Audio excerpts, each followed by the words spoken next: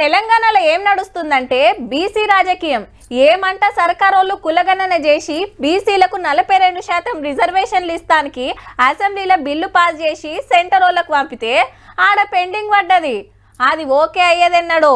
అగో గందుకే ఆర్డినెన్స్ తెచ్చి అమల్లో పెడదామంటే అటుకెళ్ళి బీజేపీ ఇటుకెళ్ళి బీఆర్ఎస్ కేసులు కోర్టులు అనబట్టే.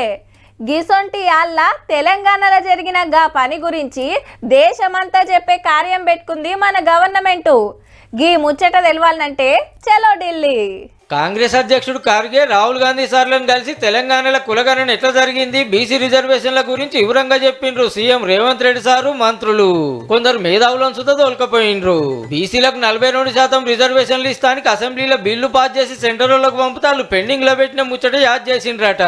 ఇలా బీజేపీ పార్టీ కూడా శాసనసభలేమో ఓటేశారు, బిల్లుకు మద్దతు ఇచ్చినారు. కానీ కేంద్రానికి వచ్చిన తర్వాత యూటర్న్ తీసుకొని ఇది సాధ్యమే కాదనే మాట రామచంద్ర వారి నోటి ద్వారా చెప్పింది జరిగింది.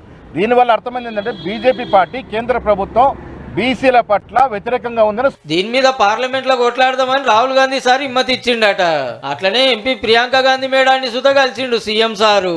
ఇదైనాక ఇండియా గ్రూప్ ఎంపీలతో స్పెషల్ మీటింగ్. దేశమంతటికి వెళ్ళి చాలా మందే వచ్చిర్రు.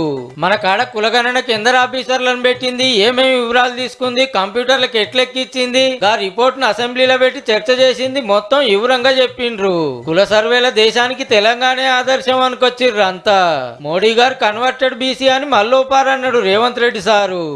श्रीमती सोनिया गांधी जी मुझे अप्रिशिएट करते हुए एक खत लिखा, this is for me lifetime achievement, this is for me Oscar award, this is for me Nobel prize. Survey ఎట్లా చేస్తారో ఏమో అనుకున్నాం, మంచిగా చేసిండ్రని రేవంత్ రెడ్డి సార్ను తారీఫ్ చేసిండు రాహుల్ గాంధీ సారు. తెలంగాణలో చేసినట్టే దేశమంతా చేయాలని డిమాండ్ చేసిండు. Revanth Reddy, other leaders of Congress party, they exceeded my expectations very easily. This is a milestone for social justice in the country.